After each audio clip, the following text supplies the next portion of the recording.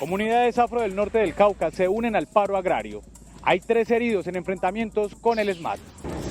Emergencia invernal en 3 municipios de Antioquia deja 3.400 damnificados. Ante la convención bancaria que se desarrolla en Cartagena, el ministro de Hacienda anunció que no se desmontará el 4 por 1000. A pesar de insistentes fallos de la Corte Constitucional, el Estado sigue pagando megapensiones a exmagistrados y exfuncionarios de la Procuraduría.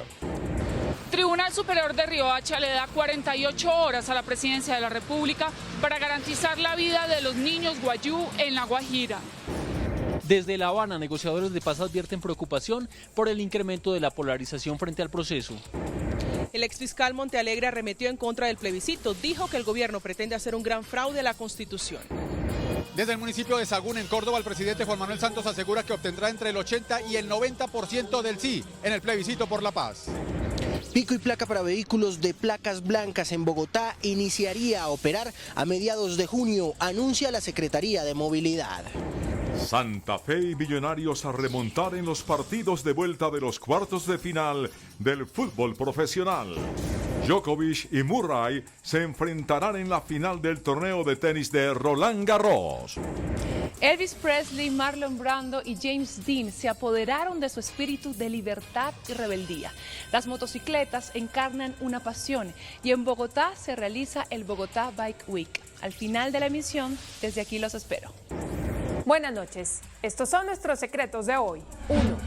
La Corte Constitucional alista radical defensa de la comunidad LGBT. 2.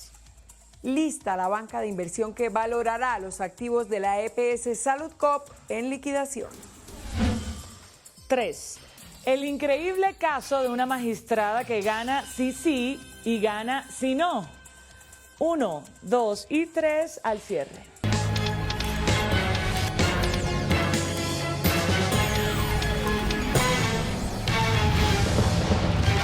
Buenas noches. Las comunidades afro se sumaron hoy a la jornada de paro agrario que se adelanta en el Cauca.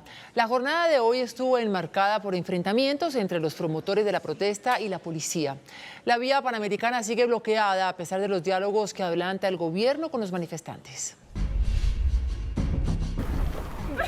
Las comunidades afro del norte del departamento del Cauca se unieron a la protesta agraria en esta zona del suroccidente colombiano. Cerca de 500 personas bloquearon la vía. La comunidad denuncia que en enfrentamientos con el ESMAD, 3 comuneros resultaron heridos por piedras lanzadas por integrantes de la fuerza pública. Muchas de las familias que están aledañas en las casas se vieron afectadas por los gases e incluso un niño de tan solo 10, 12 años salió herido con una bola que tiraron con cauchera los del ESMAD. Los manifestantes piden que al igual que a los indígenas les respeten su autonomía como comunidades afrocolombianas organizadas. Por eso estamos exigiendo que los 8 puntos de la agenda de la cumbre agraria se cumpla de manera tajante, pero que los otros acuerdos, en el caso de los consejos comunitarios del departamento del Cauca, en el caso de la comunidad indígena de la CIN, también se les cumplan con esos acuerdos. La comunidad afrodescendiente tiene 5 puntos de bloqueo a lo largo de 3 kilómetros en la vía panamericana. En 2 de ellos hay tractocamiones atravesados en la carretera. Para los viajeros que vienen desde el sur del país, el trayecto por la vía panamericana se ha convertido en una tortura. Jensi Chacón es un empresario que partió ayer desde Pasto en Nariño y su destino es Cali. Aproximadamente llevamos 20 horas en la travesía, pues hay sitios donde nos hemos tocado hacer el transbordo bus, buseta, moto, a pie. Llevamos 5 horas caminando prácticamente de Tunía hasta aquí, hasta Mandibá. Y todo ha sido así un proceso, mucho bloqueo, la vía prácticamente está bloqueada toda la Panamericana. Esta mañana en la María Piendamó, Cauca, se reanudaron los diálogos entre altos funcionarios del gobierno, encabezados por los ministros de Agricultura e Interior, para buscar una salida al paro con los representantes de las comunidades indígenas. Avanzar con ese propósito fundamental de que podemos dialogar sin acciones de hecho y destapando lógicamente ese corredor que tantas pérdidas y tanta mortificación y desgracia económica le acaba generando a varios departamentos. En las últimas horas, una comisión del CTI fue hasta la zona donde murieron los 2 indígenas para tratar de reconstruir los hechos. De otro lado, las autoridades reportaron que un vehículo fue incinerado en el municipio de Suárez, Cauca. Y las autoridades investigan una grabación en la que aparentemente se comprueba la presunta utilización de artefactos explosivos por parte de líderes campesinos que participan de los bloqueos en el Cauca. En la conversación se escucha a dos representantes de las comunidades indígenas que se refieren a las heridas que sufrió uno de sus integrantes luego de manipular equivocadamente un explosivo no identificado que terminó afectándole las manos. Compañerísimo, ¿cómo está? Es para preguntarle si usted de pronto ha visto a Carlos, que fue el hijo del profe Humberto, pero él estaba en un partido bien tremendo y no sé a dónde andará volteando, como que se le reventó algo en la mano y está herido, para que te averigüe ese dato. La comunicación, según las autoridades, dejó al descubierto el uso indiscriminado de artefactos no convencionales por parte de los manifestantes en contra de la fuerza pública en medio del paro campesino que ya completa una semana. 3 municipios del norte del departamento de Antioquia están en emergencia por el desbordamiento de varios ríos. Las lluvias de las últimas horas dejan 3.400 personas damnificadas en Antioquia. En el municipio de Zaragoza, el desbordamiento del río Nechí dejó 1.800 damnificados. El nivel aumentó más o menos unos 4,5 metros de lo normal del río, y en algunas de las viviendas la afectación pudo haber llegado hasta 2 metros de altura. En el municipio de Anorí, la creciente del río Nechí dejó 600 damnificados, además hubo 25 derrumbes en la carretera. La creciente del río Mulatos en Necoclí dejó 1.000 damnificados.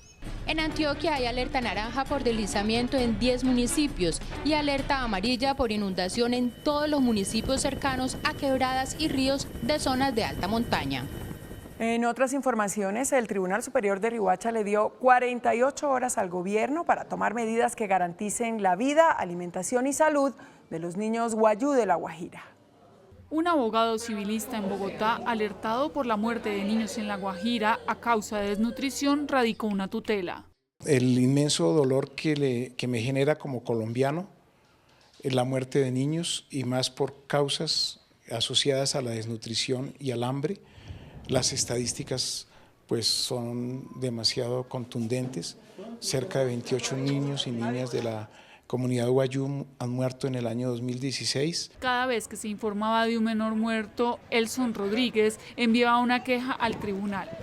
Hoy, después de varios meses, el Tribunal Superior de Riohacha le dio 48 horas al presidente de la República para garantizar la vida de los niños guayú. Hagan todas las acciones tendientes a preservar la vida, la salud de los niños, y en particular le ordenan pues el suministro de alimentos, el suministro de agua potable, la prestación del servicio de salud. Lo primero que tenemos que hacer es articular los esfuerzos entre los diferentes municipios que hoy tenemos estas condiciones, que tenemos una población indígena inmensa, una población vulnerable.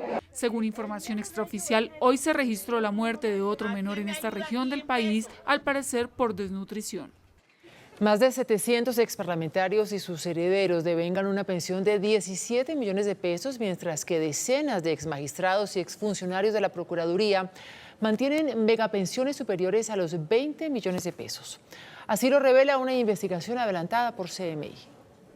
Antes de las primeras decisiones judiciales para poner fin a las megapensiones, 1.160 colombianos tenían mesadas superiores a 20 millones de pesos. Con la sentencia C-258 de 2013, la Corte Constitucional redujo el tope pensional a 25 salarios mínimos, equivalentes hoy en día a 17.236.375 pesos. Con esta decisión, la Corte ordenó revisar 776 pensiones en el Fondo de Previsión del Congreso, 285 en UGPP, antes Cajanal, y 99 en Colpensiones. Según el Fondo de Previsión del Congreso, allá se acabaron las megapensiones. Sí, las megapensiones, en la acepción que se le otorgó, son asuntos ya más bien de carácter histórico, por lo menos en lo que tiene que ver con el Fondo de Previsión Social del Congreso. Pero el fondo afronta 30 demandas de megapensionados, como es el caso de Pablo Victoria, cuyo caso está a punto de fallar el Consejo de Estado. La Corte ordena revisiones permanentes a pensiones. Hay que ejercer un control, hay que hacer una revisión, ¿sí? No de manera sistemática, pero sí permanente, para evitar que se estén otorgando reconocimientos que no estén totalmente de acuerdo con las previsiones de ley. Colpensiones y UGPP dicen que allá nadie recibe más de 25 salarios mínimos. El Estado, sin embargo, sigue atendiendo reconocimientos pensionales de más de 24 millones de pesos, como es el caso de exmagistrados de las altas cortes y altos exfuncionarios de la Procuraduría. El jefe del equipo negociador de paz del gobierno, Humberto de la Calle, puso en evidencia la preocupación que hay en La Habana por la creciente polarización en el país sobre el proceso de paz. En un video enviado a los banqueros reunidos en Cartagena, de la Calle dijo que el gobierno respeta las críticas de la oposición, pero le preocupa el incremento de la polarización. Realmente la polarización que existe hoy en Colombia es extraordinariamente preocupante. Nosotros afrontamos los problemas propios de una mesa en La Habana, pero también nos preocupa una discusión que, si bien es absolutamente legítima, no puede perpetuarse.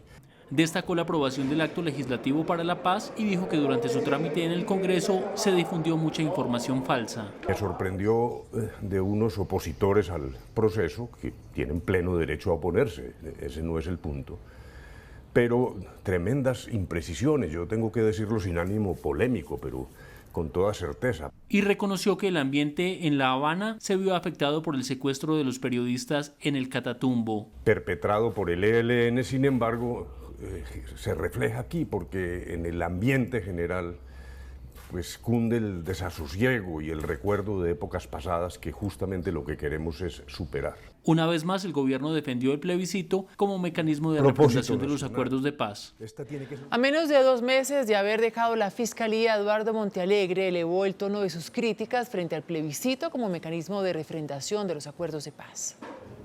El exfiscal Montealegre, hace algunos meses aliado del gobierno en el proceso de paz y el sustento de la justicia especial para los involucrados en el conflicto, la emprendió en contra del presidente, a quien acusó de violar la Constitución. Lo que el gobierno le está planteando al país a través de su plebiscito es cometer un gran fraude a la Constitución colombiana, una defraudación de la Constitución colombiana, porque lo que están queriendo es buscar mecanismos para burlarse los umbrales que trae la Constitución frente a los casos de referendo. Montealegre dijo que el jefe de Estado y sus negociadores de paz no son los dueños de la paz. Es que la paz no le pertenece a Juan Manuel Santos. Juan Manuel Santos no es el dueño de la paz, ni Sergio Jaramillo es el dueño de la paz, ni Humberto de la Calle, futuro precandidato del Partido Liberal. Según Montealegre, el gobierno está violando la independencia de los poderes en el país. Que dejen trabajar a la Corte tranquila, el magistrado todavía está en términos para rendir su ponencia, que la dejen deliberar sin presiones, con toda la tranquilidad, sin ningún tipo de injerencias. Montealegre ya no confía en la voluntad de paz del ELN. En Sahagún, Córdoba, el presidente Juan Manuel Santos dijo que espera un apoyo del 80 o 90% al plebiscito por la paz. Durante la inauguración de varias obras sociales en el municipio de Sahagún, Córdoba, el jefe de Estado aseguró que la votación por el sí al plebiscito será unánime, pues será la forma más rápida para la desaparición de las FARC. Vamos a obtener el 80 o el 90% en ese plebiscito. Y aquí vendremos, antes de terminar mi periodo, a inaugurar más obras, a hacer más inversiones. El presidente Juan Manuel Santos aseguró que obras como esta, el estadio de Sahagún que se inauguró hoy, se aumentarán con la firma de la paz. Apenas firmemos esa paz, que significa la desaparición de las FARC, vendrán las empresas a invertir mucho más y a crear mucho más empleo. El jefe de Estado aseguró finalmente que fue histórica la votación del acto legislativo por la paz, que permitirá implementar los acuerdos de La Habana. Diversos sectores de la rama judicial urgieron la presentación de un nuevo proyecto para la reforma a la justicia tras la caída parcial de la Ley de Equilibrio de Poderes. Hace 2 décadas la tutela representó el 3% de las demandas de justicia en el país. Hoy representa el 27%. Los jueces reciben 2.6 millones de demandas y más de 700.000 tutelas al año, lo que hace que procesos judiciales queden rezagados por los términos céleres en que se debe resolver la tutela. Siempre se ha soñado con la jurisdicción de tutela, con que existan los jueces de tutela. sería ideal. Según voces de la rama judicial, este debe ser uno de los ejes de una reforma a la justicia. Lo que hay que hacer es apuntar a dos asuntos que quedaron por fuera de la reforma constitucional en materia de justicia, en los que también el Consejo de Estado ha insistido. El primero de ellos es que debe dársele una autonomía presupuestal a la rama judicial, y el segundo tiene que ver con un plan de choque a la congestión judicial que actualmente padecemos. Ante la caída de la reforma a la justicia que permitió revivir la sala administrativa de la judicatura, los sindicatos de la rama hicieron un llamado para que se haga una reingeniería a su estructura. El fiscal general encargado Jorge Fernando Perdomo aseguró que los cabecillas del Bronx lograron escapar con la colaboración de algunas autoridades. Jorge Perdomo dijo que están identificados los jefes de las organizaciones de droga en el Bronx, que lograron escapar con aparente ayuda de integrantes de instituciones del Estado como la policía. Nosotros tenemos identificados quiénes son los cabecillas. Lo que pasa es que los cabecillas, al parecer, esa es la información que tenemos, que pensábamos que estaban adentro, huyeron por el túnel que tenían, que, como ustedes saben, tiene una extensión de 200 metros. Dijo que tal vez nunca se pueda conocer del paradero de personas como alias Chinga, el menor de edad que está arrastrado a plena luz del día por los llamados Saiyajines en plena calle del Bronx.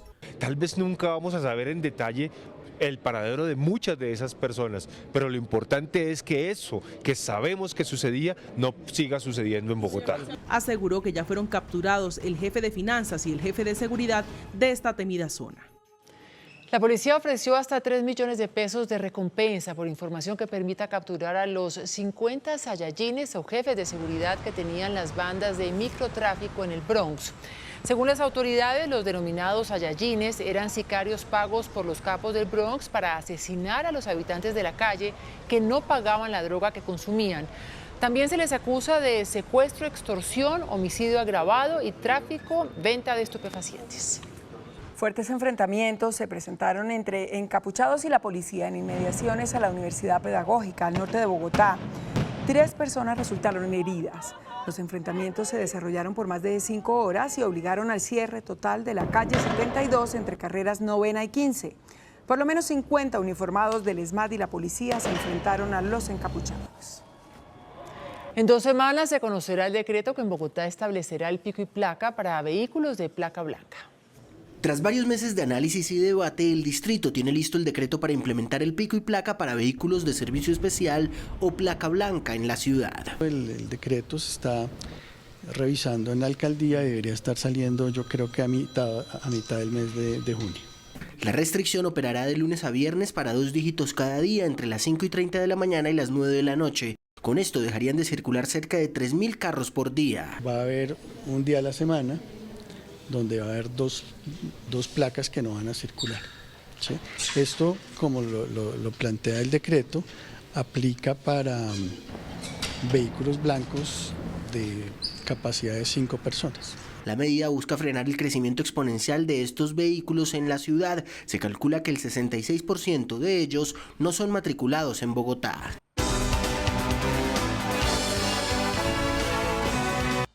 Terminó esta noche en Cartagena la convención bancaria. En la clausura, el ministro de Hacienda, Mauricio Cárdenas, advirtió que el impuesto del 4 por mil no se desmontará.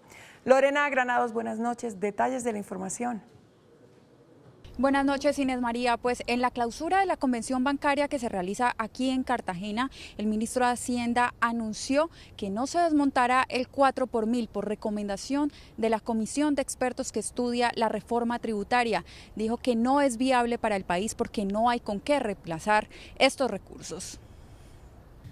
Bueno, ¿y cómo se reemplazaría el 4 por mil? Y encontraron que sería muy difícil, que implicaría unos retos muy grandes desde el punto de vista de los demás impuestos. El ministro dijo que hoy se recaudan aproximadamente 7 billones de pesos en 4 por mil. Por otro lado, Mauricio Cárdenas también se refirió al paro campesino. Dijo que no hay más recursos para el campo colombiano, que hoy tiene un presupuesto de 3 billones de pesos. Pero si hay un gobierno que le ha dado la mano y le ha respondido al campo, es el gobierno del presidente Santos. En la clausura de la convención bancaria también participó el presidente Juan Manuel Santos, quien dijo que una reforma tributaria debe ser equitativa y eficiente. También se refirió al proceso de paz y lo defendió. Aquí no hay tal de que estamos dando un golpe de Estado, es todo lo contrario. Estamos surtiendo un proceso donde todos los instrumentos que contiene nuestra propia Constitución se están utilizando para validar una decisión. Hoy los banqueros recibieron un llamado de atención por parte de la ministra Elsa Noguera, la ministra de Vivienda, quien les pidió que por favor agilicen el desembolso de los créditos hipotecarios. Si queremos que Colombia sea un país de tenedores de vivienda, no de arrendatarios, por eso es tan importante que los trámites de desembolso sean lo más rápido posible. Con propuestas en materia tributaria y en inclusión financiera por parte de los banqueros culminó esta edición 51 de la Convención Bancaria aquí en Cartagena. Es toda la información con Lorena Granados para CMI La Noticia. Lorena, gracias. La industria se convirtió en el jalonador de la economía, que creció 2,5% en el primer trimestre del año. De acuerdo con el DANE, el crecimiento de la economía en el primer trimestre del año creció 2,5%, registrando una leve desaceleración frente al mismo periodo del año anterior, cuando se ubicó en 2,7%. Para los 3 primeros meses del año, la economía estuvo jalonada principalmente por la industria manufacturera, que aumentó 5,3%. Durante 14 trimestres consecutivos, la economía colombiana ha mantenido tendencia creciente.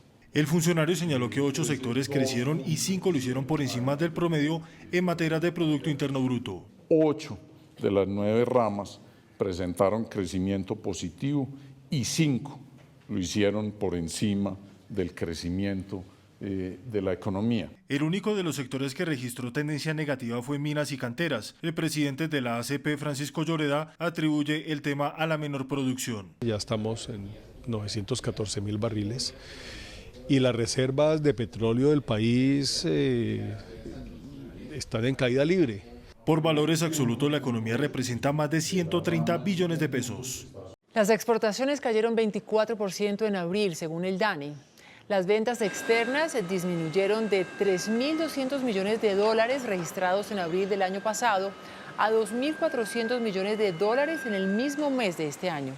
La caída responde a los menores precios del petróleo en el mercado internacional. Avianca anunció que a la fecha no hay acuerdo para la venta de la compañía. A través de un comunicado de 3 puntos, la aerolínea, propiedad de Germán Efromovich, aclaró que no ha mantenido ninguna negociación para vender la compañía. El pronunciamiento se dio como consecuencia de informaciones sobre el interés de varias multinacionales que pujarían por Avianca. El índice de capitalización de la bolsa, que mide el comportamiento de las 20 principales acciones, cerró al alza. El índice de capitalización de la Bolsa de Valores de Colombia subió 0,37% a 1.307 puntos. La acción de Preferencial Avianca fue la que más subió, con una valorización de 21,53% a 2.455 pesos. La acción de Enca fue la que más cayó, con una pérdida de 3,25% a 11 pesos con 90 centavos. También la acción de Preferencial Avianca fue la más transada de la jornada, al movilizar más de 57.000 millones de pesos. El precio del dólar perdió 93 pesos. Indicadores económicos del día en CMI. La representativa del mercado, que regirá hasta el próximo martes, será de 3.017 pesos con 71 centavos. Los profesionales del cambio compran la divisa en 2.880 pesos y la venden en 2.910 pesos. Un euro cuesta 3.437 pesos con 50 centavos. La libra de café en Nueva York se cotizó a $1 con 27 centavos. El azúcar se transó en 18,76 centavos de dólar la libra. El barril de petróleo WTI se cotizó en $48 con 86 centavos. Una acción de Ecopetrol cuesta 1.370 pesos. Los jarlistas son una legión de culto que ven en sus motocicletas un estilo de vida. Después de comerciales, los espero desde el Centro Comercial Calima con el Bogotá Bike Week para presentarles a los jarlistas a la colombiana.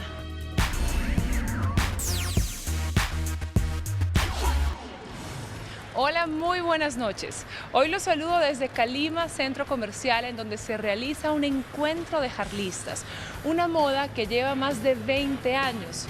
¿Qué caracteriza a esta tribu urbana? Hoy lo averiguamos. Pañoleta, botas, guantes, accesorios y un aspecto rudo. Así luce esta comunidad mundial que en Colombia tiene sus adeptos, que durante este fin de semana se reúnen en la terraza del Centro Comercial Calima para dar rienda suelta a su afición. Los harlistas en Colombia somos más o menos 5.000 grupos, sabemos por ahí unos 30 grupos diferentes y realmente acá somos amigos, todos somos amigos, no somos violentos como la gente se los imagina ni nada. En el pasado se les tildó de conflictivos, pero aseguran que hoy son sobre todo una hermandad. Henry Lofner, ingeniero de sistemas, tiene 14 años formando parte de la tribu. ¿Qué es lo que le gusta? No, la gente, eso no es... De hecho, el artista es todo lo que... todo el ambiente, es la gente que lo acompaña a uno, es el amigo con quien uno se encuentra. En 1903, en Milwaukee, Estados Unidos, William Harley y Arthur Davidson diseñaron la primera motocicleta. En las dos guerras mundiales, este fue el medio de transporte usado por los soldados estadounidenses. Y en el cine, personajes como Marlon Brando en The Wild One o Peter Fonda en Easy Rider contribuyeron a alimentar el culto, que hoy sigue llevándose hasta en la piel. La abadía de Westminster se convirtió en el escenario para un desfile memorable. La firma Gucci utilizó referentes tan eclécticos como el punk y la estética victoriana para presentar una colección en la que se le rindió un homenaje a la identidad británica. Estampados de perros, gatos y los colores de la bandera del Reino Unido se convirtieron en el punto de partida para presentar la colección de Gucci. Alexandre Michel, a la cabeza de esta firma, logra un nuevo hit en su carrera, con prendas de una estética llamativa y diferente, dándole otro significado a las colecciones Resort. La abadía de Westminster, donde se casaron Kate Middleton y el príncipe William, se transformó en una pasarela, un homenaje a la cultura británica y en especial a la reina Isabel II en su cumpleaños número 90. Un sinfín de estilos y reminiscencias se presentaron, vestidos largos en un solo tono, los emblemáticos cuadros, las flores, algunas prendas con animal print y estampados que recuerdan la historia de la monarquía británica se robaron las miradas. El denim puede ser un material muy resistente, pero si le damos los cuidados necesarios, se convierte en casi eterno. Tips para extender su vida útil. La versatilidad del denim lo ha convertido en un infaltable de nuestro armario, pero a veces no sabemos cómo cuidarlo. Tenga en cuenta las siguientes recomendaciones para alargar la vida de las prendas de jean. ¿Cómo conservar el color? Poner la prenda en agua con una pizca de sal y dejarla remojar 1 hora para que esto fije los colores y no se deteriore el color. ¿Cómo lavarlas? Debemos lavar las prendas al revés para evitar que se hagan motas al roce y tratar en lo mayor posible de lavarlas a mano. ¿Cómo secarlas? Se recomienda que sea extendido después de la lavada, inmediatamente ponerlo a la sombra extendido y evitar colgarlos. ¿Cómo remover las manchas? Usar un producto especializado para quitar manchas, dejarlo actuar los minutos que sean necesarios y a partir de ahí lavarlo únicamente a mano. Y finalmente, otro truquito es meterlo al congelador y esto mata las bacterias, lo que hace que no sea necesario lavar el jean tantas veces como nosotros creeríamos y esto ayuda a que se alargue un poco más la vida de la prenda. Se acercan las vacaciones de mitad de año y para aquellas que van a disfrutar de algunos días de sol, aquí les tenemos las tendencias más destacadas en vestidos de baño. La diversidad en las tendencias en vestidos de baño para este 2016 pueden ser un arma de doble filo. A veces nos dejamos llevar mucho por la moda, pero a veces también es un factor negativo para nosotras dejarnos llevar porque lo que está de moda no siempre es lo que nos queda bien. Los enterizos están muy de moda, muchos estampados, muchas rayas. El corte talle alto está muy de moda y creo que es el que más nos favorece a todas porque nos hace ver la figura mucho más estilizada, nos tapa esos gorditos que a veces nos molestan. Para esta temporada no solo los cortes pueden ayudarnos a estilizar la figura, sino que también podemos aprovechar los colores y estampados. Todas las mujeres que no tenemos mucho gusto, usar esos vestidos de baño strapless que tengan de pronto un bolero o volumen para que nos den más volumen. Hoy me despido desde el Centro Comercial Calima, en donde se celebra el Bogotá Bike Week. Deseándoles que tengan un muy feliz fin de semana. Nos vemos el martes. Chao. Después de la pausa, nuestros secretos de hoy. 1. La Corte Constitucional alista radical defensa de la comunidad LGBT. 2. lista la banca de inversión que valorará los activos de la EPS Saludcop en liquidación. 3. El increíble caso de una magistrada que gana sí y gana sí no. 1, 2 y 3 después de comerciales.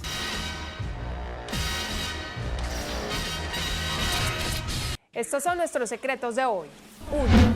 Dando respuesta a los llamados de atención de los organismos internacionales, la Corte Constitucional enviará un importante mensaje sobre los derechos de la comunidad trans. En este tribunal se debate una demanda contra la ley Rosa Elvira Celi, que tipificó el delito de feminicidio. Esta ley elevó las penas de asesinatos cometidos por el hecho de ser mujer e impuso sanciones entre 20 y 41 años de cárcel. La ponencia es de la magistrada Gloria Ortiz, con una posición que con seguridad aplaudirá el sistema interamericano de derechos humanos. Para la magistrada, la sanción se debe aplicar no solo cuando se pruebe la intención de matar por ser mujer, sino también por motivos de identidad de género. Y por identidad de género, entiéndanse todas las personas transgénero. En el último informe de la Comisión Interamericana de Derechos Humanos, se documentaron 730 asesinatos de personas LGBT en Colombia entre el 2006 y el 2014. Y en ninguno de los casos había condena que reconociera la orientación sexual como un agravante del crimen. La Comisión tiene especial preocupación por el archivo o preclusión de casos donde están involucrados miembros de la fuerza pública. Así pues, en Colombia es difícil que se aplique la ley. De ahí la necesidad de que la Corte tome sus medidas. Por eso tendrá carácter histórico el pronunciamiento de la Corte Constitucional. 2. Seleccionada la banca de inversión para valorar a Saludcop. Una de las más prestigiosas bancas de inversión del mundo, MBA Lazard, fue escogida como banca de inversión para valorar todos los bienes y activos que hacen parte de la EPS Saludcop, que se fue a liquidación. El liquidador de la EPS, Luis Leguizamón, escogió la firma para que diga a ciencia cierta cuánto valen los activos de la compañía, como las clínicas, el edificio paralelo 108, la EPS Café Salud, para así saber con cuánto cuenta para tapar el hueco que dejó Saludcop. Los conocedores del tema de avalúo de activos consideran que Lazard da un parte de tranquilidad y transparencia al proceso de liquidación de Saludcop, pues sus estándares han sido reconocidos internacionalmente. Lo que sí piden es que valoren rápido los activos a ver si entran a venta y logran los recursos para pagar las acreencias. 3. Esta semana se cayó una parte importante de la Ley de Equilibrio de Poderes, lo que tiene que ver con reforma a la justicia y eliminación del Consejo Superior de la Judicatura. Y mientras el país estaba en total incertidumbre, había una magistrada muy tranquila porque ganaba con cara y ganaba con sello. Se trata de Gloria Estela López, abogada javeriana, que a comienzos de este año fue elegida por los presidentes de las altas cortes como miembro de la Comisión de Gobierno Judicial. Esta comisión fue creada por la Ley de Equilibrio de Poderes para reemplazar en funciones a la cuestionada Sala Administrativa de la Judicatura. Lo paradójico es que de manera paralela, la Corte Suprema de Justicia en pleno eligió a la misma Gloria López como magistrada de la agonizante Sala Administrativa del Consejo Superior de la Judicatura. De manera que, con sala o sin sala, la abogada Gloria Estela López tiene el puesto asegurado. Así que, final cantado. No se cayó la Sala Administrativa y la magistrada López se convirtió en presidenta de este organismo. En este caso, bueno sí, sí, bueno si no, ni preguntes. Hasta el martes. Feliz puente y que descanse. Estos son los ganadores del programa Pregunta Yamil. No hay nada que hacer en tu rol de mujer, ninguno te supera. ¿Dónde quedó la ilusión y el fuego en el corazón? ¿Quién me arrastra a la cama